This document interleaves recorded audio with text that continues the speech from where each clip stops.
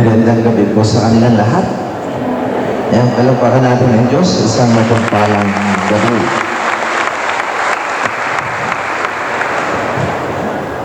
Malapit ng eleksyon. Sabi ko, pagka-init-init pa. Alam niyo, pagka mainit, sabi ko sa sarili ko, salamat na lang may ganitong paalaala ang Diyos. Dahil yan ay paalaala na pag hindi tayo nagbait, mas mainit pa dyan ang pupuntahan natin. Yun ay impyerno. Sana yun ay challenge, no? Sana yun ay paalaala ng isang nagmamahal na magulang sa anak. Kung ayaw mong mainitan at magbait. Alam nyo, ngayon ko lang din napag-alaman na may mga taong ang natatanggap ay puro mga bad information. At bakit kaya may mga taong puro bad information ang natatanggap? Alam nyo, yung palang taong ang natatanggap lahat ay bad information, yun ang mga may bad intention.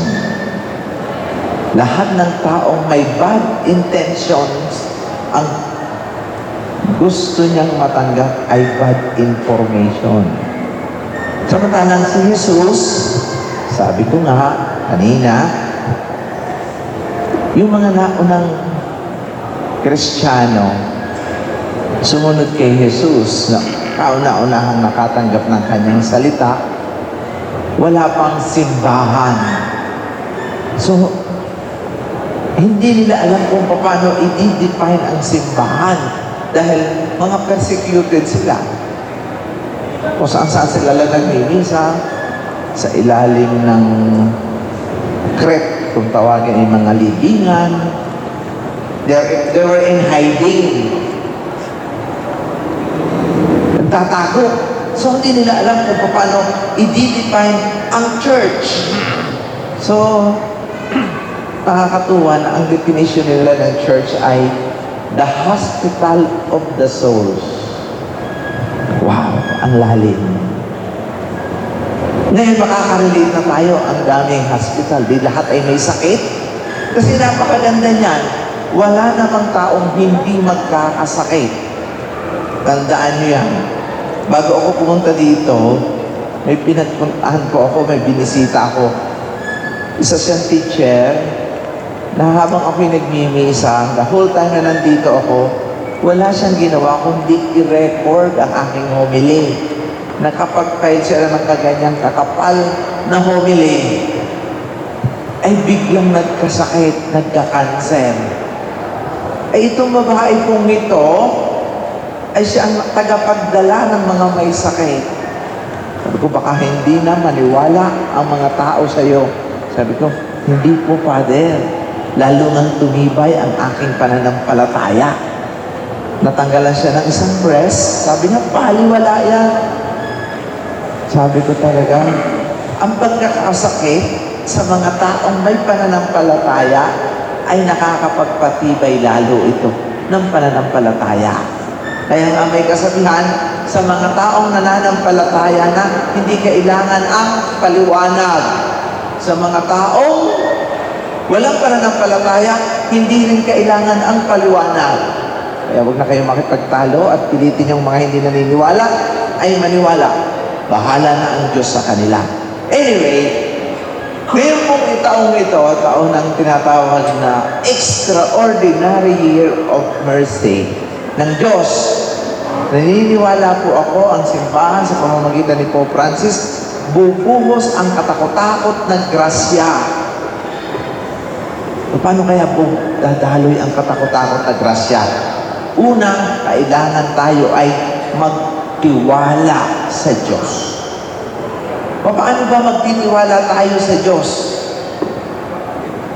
Magtitiwala tayo sa pamamagitan ng lahat ng bagay na maganda mapapapunta sa atin. Kahit pa masama ang pumunta sa atin, ito ay magiging maganda sa mga taong may pananampalataya sa Kanya. Tulad ng sinabi ko, yung dinala ko kanina may cancer. Ako'y pumunta ron para aliwin siya at bigyan ng sinasabing consolation. Hindi naman ganun ang nangyari. Parang siya pa nagsabi sa akin, Father, ipinagdarasal kita. Wow! Doon naman sa sinasabi natin, Father, ang aking pong pananampalataya ay talagang nagsishake. Ano ang ating gagawin? Sabihin na natin, Father, ang dami-daming problema. Paano ba sasagutin ng Diyos ang aking dasal? Paano ako magkakaroon ng pananampalataya katulad ng pananampalataya ng sinasabi mo? Well, ito po ang ating magiging sagot. Ang respond po natin kung paano titibay ang ating pananampalataya ay, can we please be humble? Imposibleng lumakas ang pananampalataya ng taong akala mo'y kung sino. Imposible. Imposibleng lumakas ang pananampalataya ng taong ang tingin sa sarili ay napakataas. Bakit? Hindi po nai-impress ang Diyos. Sabi ko nga kanina, ang binigay kong halimbawa ay ang isang magulang. Ang isang magulang, kahit gaano kalaki ang kasalanan ng anak, pag ang anak nagpakababa, ang puso ng magulang ay natural na natutunaw. Parang lumalambot, naduduro pag ang anak mo na ang lumapit at humingi ng tawad. Ganon din ang Diyos. So my dear sisters and brothers, in this year of mercy, can we ask God for one particular aspect of our being na baguhin sa atin? Lord, make me humble. Naku, pag idinasal nyo dyan, ang bilis ng sagot. Dahil makakabuti yan sa atin. Kaya minsan may ayaw magdasal yan. Father, ayaw ko magdasal, make me humble. Katakot-takot ang kapalpakan ang nangyari sa akin. Pinahambol agad ako ng Diyos. But don't worry, lahat naman tayo nagkakamali. Wala namang perfect. So do not be afraid to commit mistakes. Hindi po ang lahat ng pagkakamali ay kasalanan. Alam mo, nakakatuwa yung gospel ngayon. God wants us to bear so much fruits. Ano ba ang ibig sabihin nun? Kung ang isang puno gusto ng Diyos magkaroon ng maraming bunga, ibig sabihin, gusto ng Diyos lahat tayo umasenso. Gusto ng Diyos tayo maging productive. Kagagaling ko lang sa India, kinunan ko ng picture, mayroon doong caption. Negativity will not make your life productive. Beautiful. Pwede po ba huwag tayo maging negative? Lagi na lang kung mag-isip tayo ay negative. Sabi na, Father, paano kung gano'n na ako mag-isip? Abay, baguhin mo. Paano natin ito babaguhin? Nakukuha ito lahat sa dasal. Kung mga ito, tinirecord ang aking homily. Play niyo yan mamaya, ha? Yung mga nega.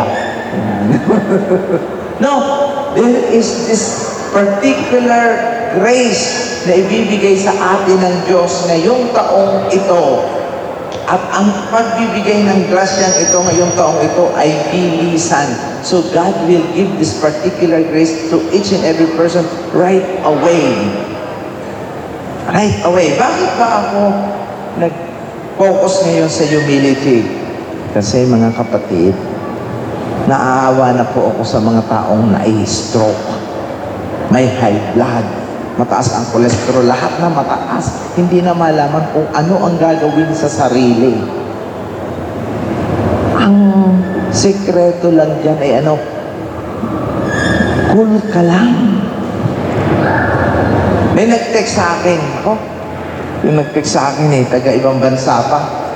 Ang sabi niya sa akin, Father, gusto ko nang tapusin ang buhay ko. Kahit sa iyo, wala na akong tiwala. Pamabasa ko sa inyo yun ang isang itinex. Paano ko ito nasagutin? Hindi ko alam kung anong aking sasabihin. Ang nasabi ko lang is, hang on there. In English ko, hang on there. Hindi ko na po alam. Pag hindi siya nag-text, ibig sabihin namatay na. Aba, nag-text back. Ang sabi sa akin, salamat. I hang on there.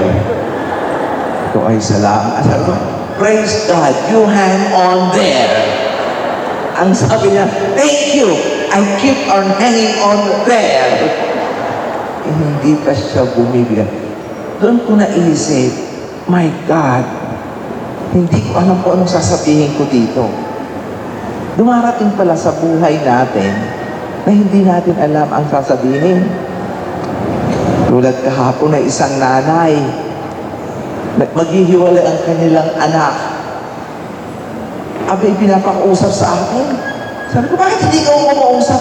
Hindi ko po alam ang sasabihin ko. Sabi ko, nanay ka pa naman, hindi mo alam. Eh, ako pa makaalam diyan. Doon sinabi ko na rin, ano sasabihin ko kaya? Naalala ko yung text, hang on there. That's an act of trust. Hindi natin alam kung anong mangyayari. Huwag lang bibitaw. Kumapit lang tayo sa Diyos. Please. Dahil may Diyos, hindi tayo pababayaan. Ang sabi niya nga ni Jesus, remain in me. Nakakita na ba kayo ng puno na sa tingin niyo putol na? Siguro isang hibla na lang.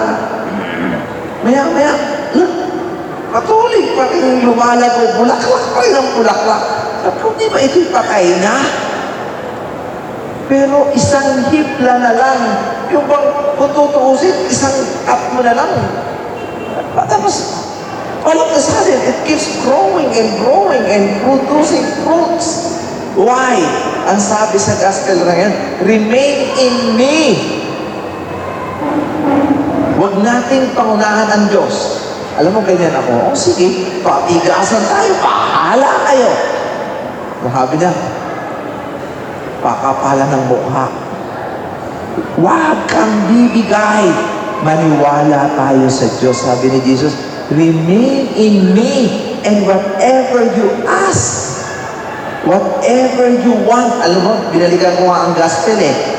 Hindi ang sinabi sa gospel, whatever you need. Whatever you want, I'll give it to you. Beautiful. Minsan, pinagsabi sa akin, don't pray for what you want. Pray for what you need. No, in today's gospel, sabi ni Jesus, whatever you want. Wow! Kaya gustuhan na natin lahat ang bagay. Oh, I like this, I like that, I like this, I like that. I want this, I want that. Ay, gusto pala na Diyos, ibibigay pala sa atin whatever you want. Ngayon, yan po ay something new today na nabasa ko, ulitin ko. Ba, pinalikan ko ulit. Sabi ko, baka ako'y nagkamali ng basa. Hindi. Ang sabi ni Jesus dito, tamo, if you remain in me, and my words remain in you, ask for whatever you want, and it will be done for you. Wow. Oh. Pray for whatever you want. Kala ko nun, mali yun. Pray for what you need. Yun daw kailangan natin. No! Sabi nandito sa gospel, ipagdasan nyo kung ano man ang gusto nyo. But there was this word, remain in me. And remain in my words. Ano ba mga word ni Jesus? Huwag kang matakot. Huwag kang mangamba. Huwag kang magduda. And you will be my disciples. Wow. Sabi ko, wow, God, you're too good. Nagagaling ko lang galing India. Kaya po nagkapalit-palit itong schedule na to. Walang, dahil sa aking Indian trip. Ikinat ko ang trip ko sa India dahil napakainit. Nakakatuwa pala sa India. Sinasamba nila ang baka. Baka, cow. Cow. Kumakain po ako ng restaurant, may bakang dumating. Ang baka doon malalaki, walang nakataling baka. Pumasok sa restaurant, sabi ko, ano kayo gagawin ng bakang ito? Nagluhurang lahat yung mga waiter at binigyan ng pagkain ng baka. Pinalikan pa. Anyway, sabi ko, sinasamba nila ang baka. Alam mo pa kung ano sinasamba nila? Bato. Lahat ng corner na may makikitang ahiwalay na bato, gagawin nilang templo. So, ang dami doong templo. Alam niyo pa kung sino ang sinasamba nila? Si Satanas. Sabi ko, bakit naman sa dinami-dami ng sinasamba ninyo, pati si Satanas sinasamba? Alam daw, nakakatuwa ang kanilang concept. Sinasamba nila si Satanas para maging mabait sa kanila. Kasi pagka nag-o-offer sila ng kung ano-ano, flower, candle, hindi mabait sila kay Satan, hindi sila gagalawin. Sinasamba rin nila yung tinatawag na mga kulog, kidlat, marami silang sinasamba. Sabi ko, mabuti na lang tayong Katoliko, isa na lang ang sinasamba, si Jesus. Hindi tayo nalilito. Anyway, for those who worship Jesus, yan, si Jesus. Si Mama Mary, hindi natin yan sinasamba. Minamahal natin dahil ina ni Jesus. Ito si Jesus. Sa mga sumasamba kay Jesus, ang sabi niya ay, remain in me. Sabi niya, stay with me. Sa kanya daw. And whatever you want, I will give it to you. Remain in that words. Hold on to that, okay? Hold on to that. Ako, mula ngayon, nung nabasa ko ito, kasi nakakala ko nga huwag magpe-pray ng what I want. Ngayong araw na to, may na-discover ako. Pwede palang mag-pray whatever I want. Kaya dinagdagan ko aking mga gusto. Gusto ko ito, gusto ko ito, gusto ko ito. Gusto ko ito. Ikaw, anong gusto mo? Ay, pareho tayo. Very good. Marami. Gumusto na tayo ng marami. God will give it to us. Hang on, ha? Hang on. Please. Mga may sakit, mga matatanda, mga namumroblema. This is the hospital of the souls. Gagamutin tayo ng Diyos. Amen? Tumayo tayo. Magdasal tayo sa Panginoon sa ating mga kagustuhan at pangangailangan. Let our response be, Lord, hear our prayer. Lord, hear our prayer. That our church may become a true community, producing fruits of love and peace. Let us pray to the Lord. Lord, hear our prayer. That unbelievers may encounter God in the love of Christians. Let us pray to the Lord. Lord, hear our prayer. That married couples may be faithful in their love for each other and so bear witness to the Christian faith. Let us pray to the Lord. Lord, hear our prayer. That the sick may be steadfast in their faith and remain united with Jesus, even in suffering. Let us pray to the Lord. Lord, hear our prayer. That those who have departed from this life may rejoice forever in God's heavenly home. Let us pray to the Lord. Lord, hear our prayer. In the silence of our hearts, let us pray for our own intention and for the soul of Atonis Aquino. May he rest in peace. Loving God, we, your people, are gathered together this afternoon, believing that you will listen and answer to all our prayers and petitions. For we ask all this in the mighty name of Jesus the Lord. Amen. Please be seated for the offertory.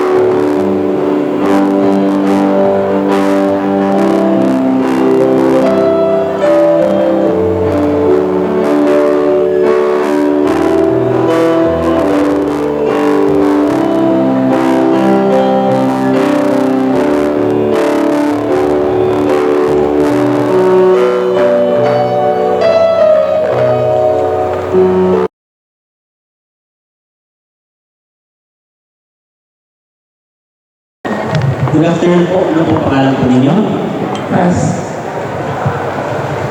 Praise the Lord po. Napakaswerte ko po na na-meet ko si Father. Yung po nararamdaman ko sa kanang bibig ko, nahilo po kaagad. Thank you po. Salamat po sa Diyos. Salamat po sa paraan na si Father po yung naging daan para mapagaling ako. Okay, maraming salamat po. Palapakan natin ang Panginoon.